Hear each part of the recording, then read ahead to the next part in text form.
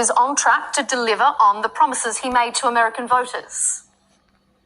So, you've just finished writing your book come on. and are ready to share it with the world.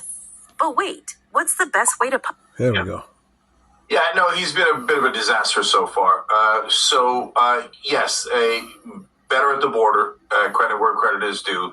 Now, of course, even on that issue, he gratuitously shipped some innocent people to a hellhole in El Salvador, and now his lawyers for the government are saying, oh, we don't know how to get them back. And they're saying they're innocent, but they're also foreign terrorists, which makes no sense. And now Trump is saying, oh, yeah, I might deport American citizens to El Salvador. No, don't do that. So he's like Trump does this all the time. He takes a position that is actually fairly popular, close up the border. And he does it, sometimes he even does a decent job with it, as he did in the beginning here. And then he finds a way to bungle it, because he's a serial bungler. What are you talking about arresting American citizens, sending them to a torture jail in El Salvador?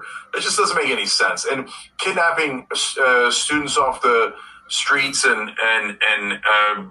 well, hold that thought, Cenk. The reason why he wants to... No, Cenk is the left. I like Cenk, but Cenk is far left. He's a Democrat liberal, right? So I just want to be clear with y'all. Trump is not talking about deporting American citizens. He's talking about that Salvador gave him a proposition like, yo, your worst criminals, you can have them serve jail out here. So he's talking about gangsters, gang members, and everything, the worst of the worst. He'll send them to prison out here. Just to be clear. That's what he said. You know what I'm saying? He's not deporting American citizens. He's deporting American citizens that have a history of doing nothing but damaging the country, killing people and everything. Those are the people, that's American citizens he wants to send to El Salvador. And once again, he's a businessman. So El Salvador president over there told him, yo, we'll take them for a certain amount of price, which will be cheaper sending them over there opposed to keeping them here where we have to pay an astronomical amount. All right, Cenk, go back on. Bringing them to a jail cell in Louisiana and maybe deporting them because they criticized Israel. Absolutely nuts. Totally. Well, another thing with that, I'm in agreement. You know what I'm saying? I'm with free speech to a degree.